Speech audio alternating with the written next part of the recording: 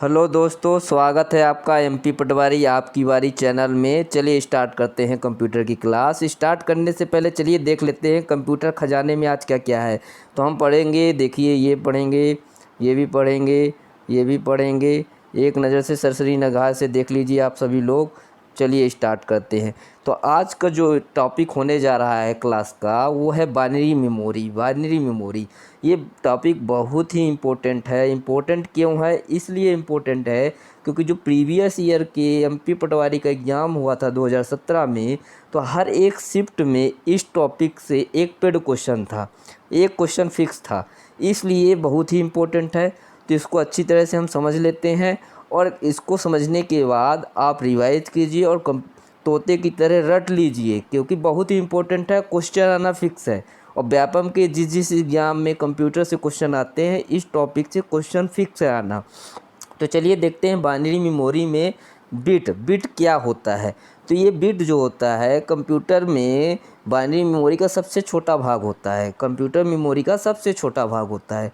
और बिट का full bit क्या शॉर्ट फॉर्म है किसका? बाइनरी डिजिट का। बाइनरी में बी ले लिया है और डिजिट से इट ले लिया है, IT, इसलिए बिट बन गया है। तो ये बाइनरी डिजिट का संक्षिप्त रूप है। और बिट होता क्या है? दो भाग डिनोट करते हैं, 0 या 1 से, जिसे ऑफ ऑन में बोलते हैं, ऑफ या ऑन बोलते हैं। तो 0 या 1 से हम बिट को डिनोट करते हैं। बिट मेमोरी को प्रदर्शित करने वाली सबसे छोटी इकाई है, स्मॉलेस्ट यूनिट है। क्या? बिट। क्वेश्चन पूछा जाता है इससे कि बिट मेमोरी को प्रदर्शित करने वाली सबसे छोटी इकाई है। कंप्यूटर में प्रत्येक डाटा, अनुदेश तथा परिणामों को बाइनरी डिजिट या बिट में निरूपित और स्टोर किया जाता है। जितने प्रकार की भी डाटा होंगे कंप्यूटर में, कमांड्स होंगी, परिणाम होंगे, जो रिजल्ट्स होंगे आपके, वो बाइनरी डिजिट या बिट में ही स्टोर किए जाएंगे।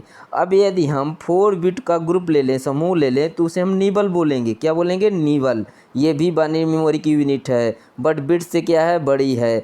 तो निबल में क्या होगा? 4 बिट के समूह को निबल कहा जाता है, जो कि आधे बाइट के बराबर होता है। तो चलिए देख लेते हैं बाइट क्या होता है। तो बाइट क्या होता है? यदि 8 बिट हम ले लें कंप्यूटर में, 8 बिट ले लें, तो उसको हम 2 निबल बोलेंगे। और 8 बिट के समूह या 2 निबल के समूह को 1 बाइट बोला जाएगा। तो बहुत ही इम्पोर्टेंट है बाइट। कंप्यूटर मेमोरी में किसी अक्षर या कैरेक्टर को दर्शाने के लिए कम से कम 8 बिट अर्थात 1 बाइट की ज़रूरत पड़ती है। 8 बिट या 1 बाइट की ज़रूरत पड़ती है किसी भी अक्षर या कैरेक्टर को दर्शाने के लिए कंप्यूटर की मेमोरी में। और यदि कोई खाली स्थान भी है कंप्यूटर की मेमोरी में, तो वो भी कितनी जगह लेता है? 1 बाइट की जगह लेता है। कंप्यूटर मेमोरी को बाइट में ही मापा जाता है। तो क्वेश्चन यदि पूछा जाए कंप्यूटर की मेमोरी को किस में मापा जाता है, तो बाइट में मापा जाएगा कंप्यूटर की मेमोरी को।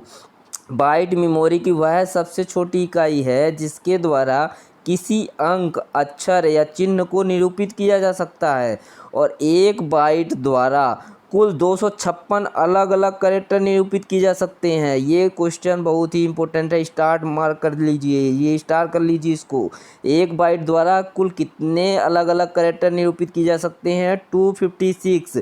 क्यों? क्योंकि बिट में 2 होते हैं, क्या? बेस 0 और 1। तो टू द पावर 8, क्योंकि 8 बाइट जो होता है 8 बिट के बराबर होता है। तो टू दी पावर 8 करेंगे तो कितना आएगा? 256। तो 256 अलग अलग कैरेक्टर 1 बाइट के द्वारा निरूपित किए जा सकते हैं। चलिए शब्द की लंबाई से भी क्वेश्चन आता है, वर्ड लेंथ। तो विभिन्न प्रकार के कंप्यूटर में शब्द की लंबाई 1 बिट से 64 बिट तक हो सकती है।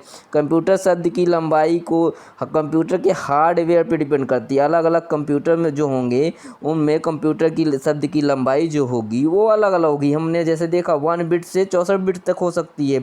तो सुपर कंप्यूटर में शब्द लंबाई का जो रेंज होता है, पारास होता है, वो कितना होता है? 64 बिट होता है। तो सुपर कंप्यूटर में जो शब्द लंबाई होती है, वर्ड लेंथ होती है, कितनी होती है? 64 बिट होती है। चलिए दोस्तों, एक इम्पोर्टेंट घोषणा है जो भी इंटरेस्टेड स्टूडेंट हैं उन्हीं के लिए है। HD क्वालिटी में एमपी पटवारी के बेहतरीन व सुव्यवस्थित नोट्स तथा गाइडेंस के लिए आप व्हाट्सएप ग्रुप ज्वाइन कर सकते हैं। कॉन्टैक्ट नंबर यहाँ पर है। चलिए नेक्स्ट। कंप्यूटर में मेमोरी का मेजरमेंट देखते हैं। जैसा कि अभी हमने देखा कि 1 निबल जो होता है 4 बिट के इक्वल होता है। 1 निबल 4 बिट के इक्वल होता है। 1 बाइट 8 बिट या 2 निबल के बराबर होता है। क्वेश्चन आ चुका है 1 बाइट इक्वल टू कितने nibble, 2 nibble. 2 nibble 1 kilo byte बराबर टू दी पावर 10 बाइट, या टू दी पावर 10 का जो न्यूमेरिकल वैल्यू होता है वो होता है 1024 बाइट, 1024 बाइट, और ये लगभग 1000 के बराबर है। तो 1000 को हम 10 की घात 3 में लिखते हैं तो 10 टू पावर 3 बाइट हो जाएगा। इससे भी क्वेश्चन पूछे गए हैं, इसी फॉर्मेट में ही क्वेश्चन पूछे गए थे पिछली बार पटवारी एग्जाम में।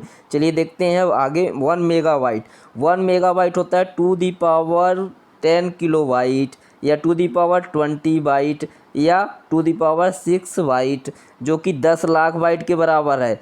पिछली बार जो एग्जाम में क्वेश्चन पूछा गया था 1 मेगाबाइट बराबर कितने मिलियन बाइट, तो 1 मेगाबाइट बराबर 1 मिलियन बाइट, 1 मिलियन बाइट बराबर 1 मेगाबाइट।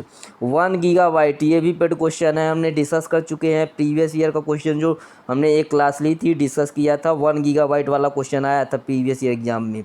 तो 1 गीगाबाइट बराबर कितने megabyte, 10 to the power 10 megabyte, या 1024 मेगाबाइट। अब हम जानते हैं कि जो 10 टू दी पावर 10 है उसका वैल्यू कितना होगा, 1024 होगा, और मेगा बराबर कितना होगा, 1024 किलोबाइट। अब इन दोनों को मल्टीप्लाई कर देंगे तो टोटल कितना वैल्यू आ जाएगा, 10,48,576 किलोबाइट। ये भी पूछा जा सकता है कि गीगाबाइट वाले में।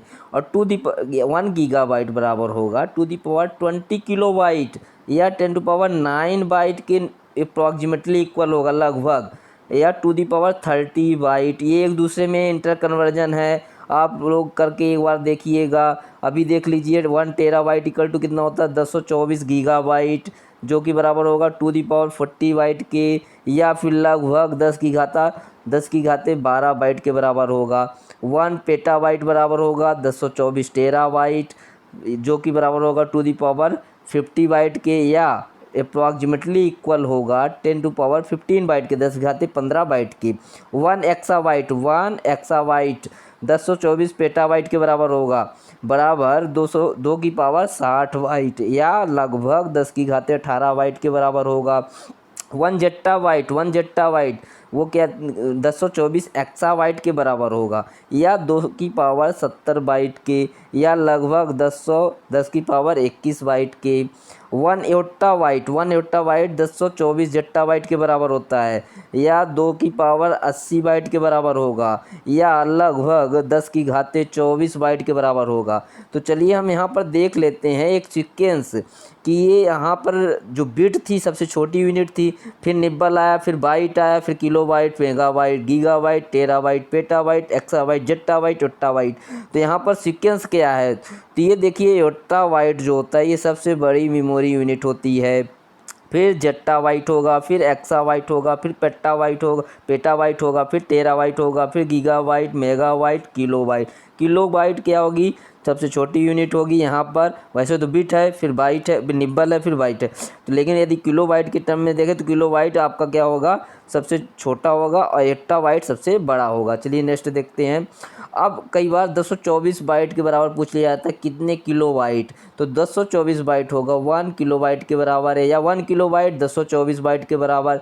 224 किलोबाइट 1 मेगाबाइट के, या 1 मेगाबाइट 224 किलोबाइट के। 224 मेगाबाइट 1 गीगाबाइट के होगा, या 1 गीगाबाइट 224 मेगाबाइट के। 224 गीगाबाइट 1 टेराबाइट के, 1 टेराबाइट 224 गीगाबाइट के।